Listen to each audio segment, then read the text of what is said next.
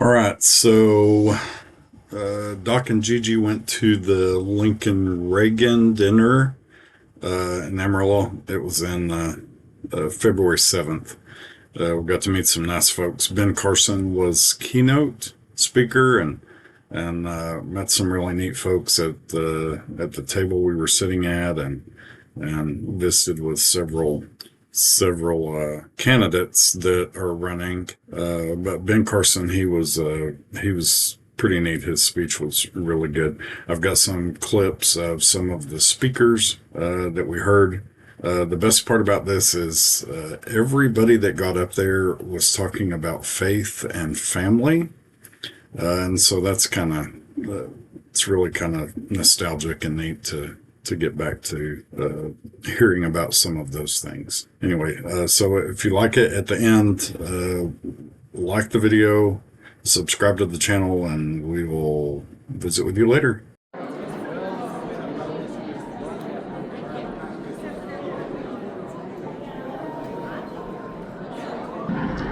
And immediately started working with the Trump administration, looking at getting reimbursed on the funds that we use. When I was chair of Border Security, Lieutenant Governor appointed me chair of Veteran Affairs and Border Security. Immediately was asked by the governor to go there with President Trump for building of the wall. For now, gosh, it's great to be here.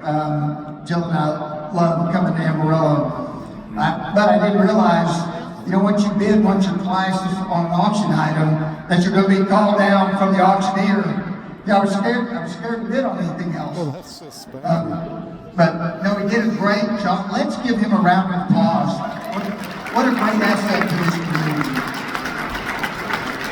I tell you, we had a really good session, maybe a great session for rural Texas, and especially the Panhandle in 2025. And it is in large part due to our Lieutenant Governor and his leadership. Here tonight is such a big deal. I don't think I can emphasize the impact and influence of having a speaker who is from the Panhandle in West Texas. They understand our issues. They understand that here in the Panhandle we got to stick together to get things done, and so to have the influence that we get to have access to, I think is so incredible for the rest of Texas. And so it's an honor to have both of you here this evening. So y'all, it was about 2 years. Nothing without a demand. It never did, and it never will. That quote began by saying, if there is no struggle, there is no progress. Well, under the Biden administration, we struggled mightily, and thank God for President Trump being the progress of this great nation.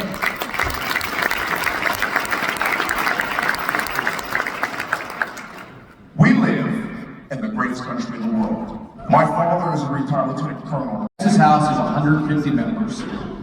There are only 9 of us who represent this side of I-35 in the same time zone. 9 out of 150. By comparison, Harris County has 24 members. The 9 of us are very close. We care very deeply about this side of the state, and you have 2 of the best out of Amarillo. You have Ken King in there. You have a great group. Let me brag real quickly with my good friend John Smithy. I've served with him for 12 years now. John, I think you had the best session in those 12 years. He chaired criminal jurisprudence. Let me tell you what he did with that. He made sure when murderers and rapists and child traffickers were arrested, guess what? They were going to stay in jail.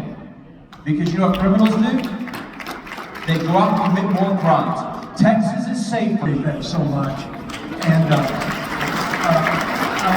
there's so many people I'd like to say thanks and recognize, but a couple that we are so honored tonight to have the Speaker of the House and the Lieutenant Governor here with us. These are the 2 highest ranking officials in the legislative branch, 2 great friends of mine for a long time, and I owe so much to both of these servants. I call them public servants because they have helped me, they've helped this area on so many things.